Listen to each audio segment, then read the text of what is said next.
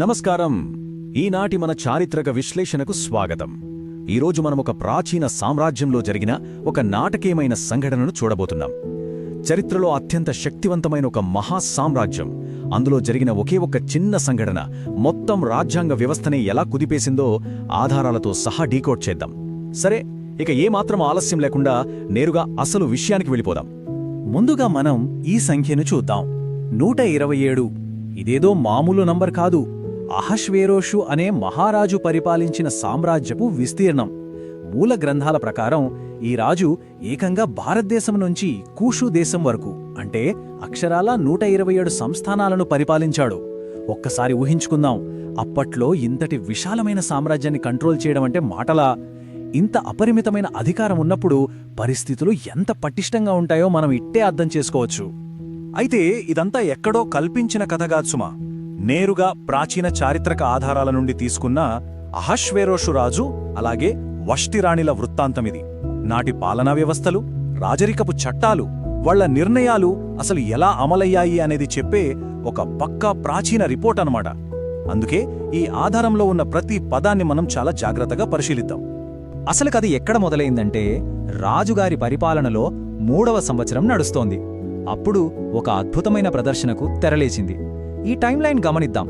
మొదటి 180 రోజుల పాటు రాజుగారు తన సామ్రాజ్యపు అపారమైన సంపదను, తన గొప్పదనాన్ని అధికారులందరికీ ప్రదర్శించాడు. అది పూర్తయ్యాక దానికి ముగింపుగా షూషన్ కోటలో ఏకంగా 7 రోజుల పాటు ఒక విలాసవంతమైన విందును ఏర్పాటు చేశాడు.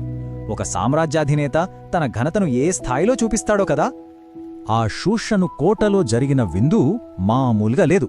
ఈ వివరాలొక్కసారి చూస్తే, ప్రాంగణమంతా తెలుపు, నీలం రంగు నార వస్త్రాలతో అద్దిరిపోయేలా అలంకరించారు. వాటిని చలువరాతి స్తంభాలకు వెండి కొమ్ములతో కట్టారు. కింద చూస్తే ఏమో రంగురాళ్ల మొజాయిక్ ఫ్లోరింగ్, కూర్చోవడానికేమో ఏకంగా బంగారు, వెండి పరుపులు. దానికి తోడు రకరకాల బంగారు పాత్రల్లో విపరీతమైన ద్రాక్షారసం. అబ్బా, వినడానికే చాలా ఆసక్తికరంగా ఉంది కదా. ఇది కేవలం విందు కాదు, తన తిరుగులేని అధికారాన్ని చూపించే ఒక భారీ ప్రదర్శన. ఇక్కడే మనం ఇంకో విషయం కూడా గమనించాలి. సరిగ్గా అదే సమయంలో ఇంకొక సంఘటన కూడా జరుగుతోంది. ఒకవైపు రాజుగారు బయట పబ్లిక్గా అధికారులకు, ప్రజలకు అత్యంత విలాసవంతమైన విందువిస్తుంటే, మరోవైపు వష్టిరాణి కూడా అంతఃపురంలో కేవలం స్త్రీల కోసం మాత్రమే ఒక ఏకాంతమైన విందును ఏర్పాటు చేసింది.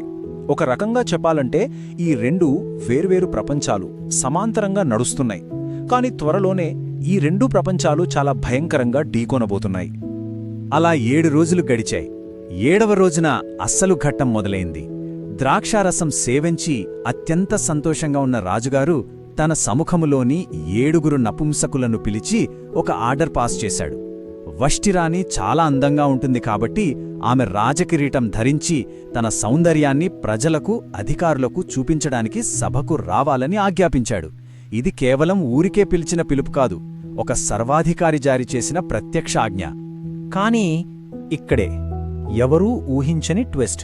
అదేంటంటే, రాను అనే ఒకే ఒక్క పదం. అవును, ఆ నపుంసకుల ద్వారా పంపిన ఆ రాజశాసనాన్ని రాణి సింపుల్గా తిరస్కరించింది.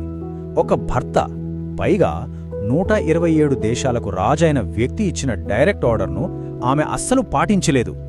ఎంతటి సాహసోపేతమైన నిర్ణయమిది! ఆ సభలో ఉన్న వారందరూ ఒక్కసారిగా నివ్వరపోయారు అనడంలో ఎలాంటి సందేహం లేదు. మరి ఇంత జరిగిన తర్వాత రాజు ఊరుకుంటాడా? అస్సల్లేదు.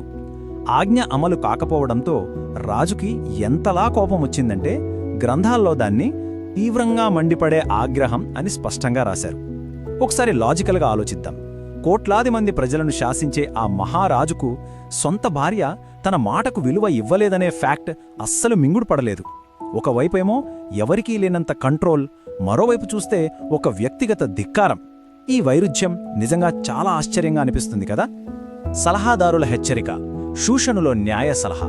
కోపంతో రగిలిపోతున్న రాజు వెంటనే చట్టాన్ని, కాలాన్ని బాగా ఎరిగిన తన 7 సలహాదారులను పిలిపించాడు.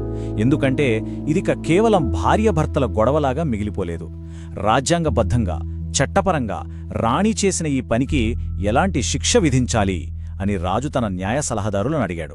ఇక్కడ నుంచే అసలు సిసలైన లీగల్ వ్యవహారం మొదలవుతుంది. ఆ మీటింగ్లో మెమూకాను అనే ఒక సలహాదారుడు చెప్పిన మాటలు మనం చాలా నిశితంగా గమనించాలి. అతను ఏమన్నాడంటే, రాణి అయిన వష్టి రాజుమీద మాత్రమే కాదు, అధిపతులందరి మీద, ప్రజలందరి మీద నేరం చేసింది అని వాదించాడు. ఇక్కడ మనం స్పష్టంగా గమనించవచ్చు, ఒక చిన్న అంతఃపుర వివాదాన్ని ఏకంగా ఒక జాతీయ స్థాయి సంక్షోభంగా ఈ గ్రంథం ఎలా చూపిస్తుందో కదా. ఇంతకీ ఆ సలహాదారుల భయమేంటంటే, రాణి చేసిన పని గురించి సామ్రాజ్యంలో ఉన్న ఆడవాళ్లందరికీ తెలిస్తే ఏమవుతుంది, వాళ్లు కూడా తమ భర్తల్ని లెక్క చేయడం మానేస్తారు కదా అనేది వాళ్ళ ఆందోళన. ముఖ్యంగా ఉన్నతాధికారుల భార్యలు కూడా రాణిని ఆదర్శంగా తీసుకుంటే ఇక సమాజంలో పెద్ద తిరుగుబాటు వస్తుందని, అశాంతి నెలకొంటుందని వాళ్ళు రాజును గట్టిగా హెచ్చరించారు. మరి దీనికి వాళ్ళు చూపించిన పరిష్కారమేంటో చూద్దాం. పక్కా లీగల్ యాక్షన్ ప్లాన్ అన్నమాట.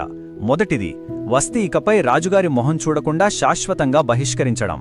రెండవది, ఆమె రాణి కిరీటాన్ని ఆమె కంటే అర్హురాలైన మరొకరికిచ్చేయడం. మూడవది, ఈ నిర్ణయాన్ని ఒక కఠినమైన శాసనంగా మార్చి అన్ని సంస్థానాలకు పంపడం. ఒక ధిక్కారానికి ఏ స్థాయి శిక్షలుంటాయో ఈ కఠిన నిర్ణయాలు చూస్తే ఇట్టే అర్థమవుతుంది. ఈ సలహా రాజుగారికి కరెక్ట్ అనిపించింది. వెంటనే అమలు కూడా చేసేశారు. కాని ఇక్కడ ఆశ్చర్యపరిచే విషయమేంటంటే, ఆ కాలంలో వాళ్ళ లాజిస్టిక్స్ ఈ శాసనాన్ని ఏకంగా 127 సంస్థానాలకు పంపించారు.